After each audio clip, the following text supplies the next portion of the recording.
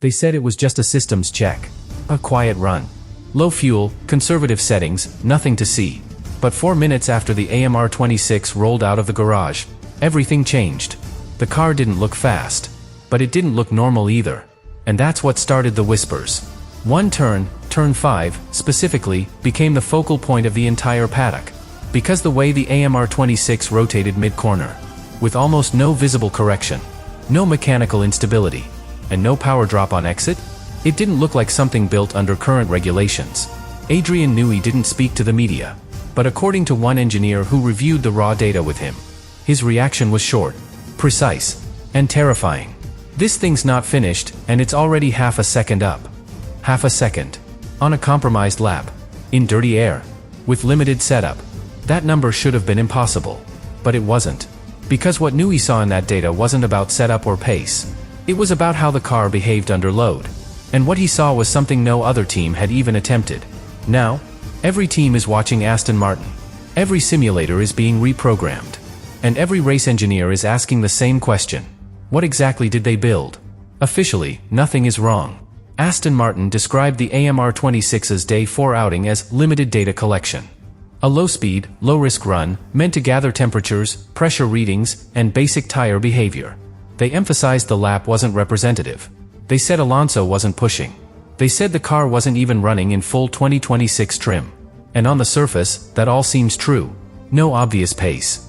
No purple sectors. No mechanical failures or dramatic radio messages. Just one timed lap. And then a sudden stop. But behind that calm exterior, the reaction inside the paddock was anything but casual. Because within 2 hours of the session ending, 3 teams had already requested new high-res footage of the AMR26's run. Not for entertainment. For analysis. They wanted to study body roll, steering input, tire deformation, frame by frame. Because what they saw didn't look like a systems check. It looked like something else. And then came the real signal. Not from the FIA. Not from Aston Martin. But from Red Bull. Adrian Newey didn't speak to the press. He didn't need to. His presence alone, at a run that was supposedly meaningless, said more than any headline. Newey doesn't watch test laps unless there's something to learn. And when he stood at the pit wall, arms crossed, silent, never once looking at the timing screens, what he was watching wasn't speed. It was behavior. It was balance. And it told him something, that the rest of the paddock is only beginning to suspect. That the AMR26 isn't ahead because it's faster. It's ahead because it might be playing by a different set of assumptions. And if that's even partially true, then every official explanation we've heard so far is missing the real story. No microphones caught it. No cameras rolled. But the word still spread. It happened after the red flag. After the car stopped. After Alonso returned to the garage and engineers disappeared behind closed doors.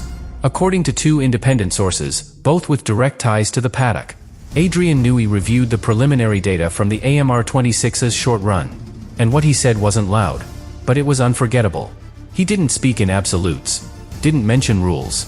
Didn't reference performance targets. He just looked at the numbers, paused, and said quietly, "If this holds up in clean air, they're half a second ahead of everyone." Half a second. Not on race pace. Not over a stint. Half a second per lap? From a car that didn't finish the session. That quote was never meant to leave the room. But within hours, it had reached 3 rival teams. Not through press. Through engineers. And once it was out, it couldn't be unspoken. Because coming from anyone else, it might have been dismissed. But from Newey, a man who's decoded more championship-winning concepts than anyone on the grid, it landed differently. It didn't sound like a prediction. It sounded like a warning. The FIA regulations for 2026 are strict, but they're not complete. They cover measurable components. Suspension geometry, floor stiffness, power unit deployment curves. But what they don't cover is behavior. The AMR26 hasn't raised any red flags in scrutineering. It's passed weight checks, deflection tests, software validations. On paper, it's clean. And that's exactly why engineers are nervous. Because what the car is doing, particularly mid-corner, doesn't match what static models predicted. There's a kind of stability, almost like the chassis knows what the road is about to do. Not reacting. Anticipating. Now, that's not illegal. But it's strange. And strange is dangerous in F1. Some believe Aston Martin has created a passive dynamic structure, one that flexes just enough under very specific load conditions to redistribute stress, without triggering illegal movement. Others suggest it's thermal, that the internal airflow is being redirected in real time, cooling critical components just enough to shift mechanical balance corner to corner. No active systems. No electronics. Just timing, precision, geometry. And none of that is explicitly banned. Because the regulations were written for force, not finesse. And that's the gap Aston Martin may be exploiting. Not by breaking the rules, but by doing something the rules never imagined. And if they've succeeded, then every other team is now months behind. Not because they did anything wrong, but because they weren't thinking in that direction. So far, the FIA has remained silent. No statement. No clarification. No inquiry. Which should mean there's nothing to investigate. But that's not how it feels inside the paddock. Because the FIA's silence isn't coming from confidence. It's coming from confusion. They've seen the data. They've reviewed the same footage. And according to 2 insiders, they can't find anything wrong. But they also can't explain what they're seeing. That's a problem. Because Formula One isn't just about enforcement. It's about precedent. When a car starts behaving in ways that no one can replicate, but also can't be penalized, you don't just have a fast car, you have a loophole with consequences. The FIA relies on clarity, on physics that match paperwork, on concepts that can be boxed into article numbers. But the AMR26 seems to be slipping through that structure. It's compliant, but unfamiliar. It checks the boxes, but bends the space between them. And that's what really worries the FIA. Because if they step in too early, they risk punishing innovation. If they wait too long, they risk falling behind it. And either way, they lose control of the narrative. So instead, they've gone quiet. And in Formula One, silence doesn't mean everything is fine. It usually means the system doesn't know how to respond. No one's admitted it publicly. But the effects are already visible. 2 teams have paused development on their 2026 rear suspension layouts. One has delayed wind tunnel testing by a full week. Another is rumored to be rewriting its ride height simulation model entirely. Why? Because if Aston Martin is legal, and this is the direction F1 is heading, then every previous assumption is now a liability. This isn't about copying Aston Martin's solution. It's about unlearning everything that no longer applies. Because in 2026, weight will matter more. Drag will hurt more. Energy recovery will demand near perfection. And if one team has found a way to make a passive structure behave like an active system, without using a single illegal part, then everyone else is exposed. Not on the track. In the factory. In the CAD files. In the simulations that were built for rules, not for interpretation. Red Bull knows this. Ferrari knows this. McLaren knows it too. That's why updates are slowing. That's why performance targets are shifting. Because no one wants to spend millions optimizing a concept that might already be outdated.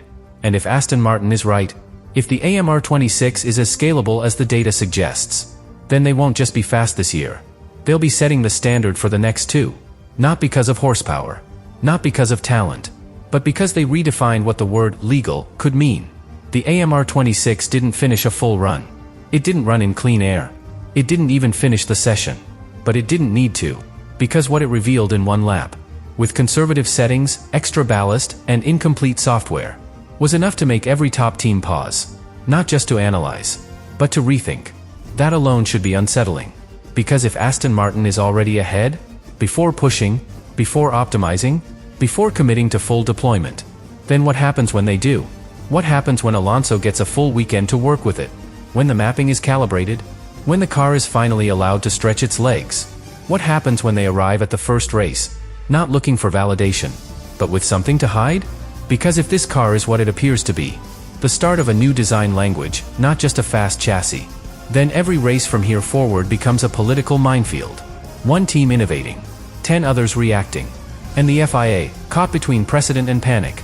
It's no longer about rules. It's about direction. And Aston Martin may have just pulled the entire grid into a future they didn't vote for, didn't expect, and now have no choice but to follow. Whatever happens next, this won't be the last time the AMR26 surprises us. Because if this was just the first move, you have to ask, what else haven't they shown us yet?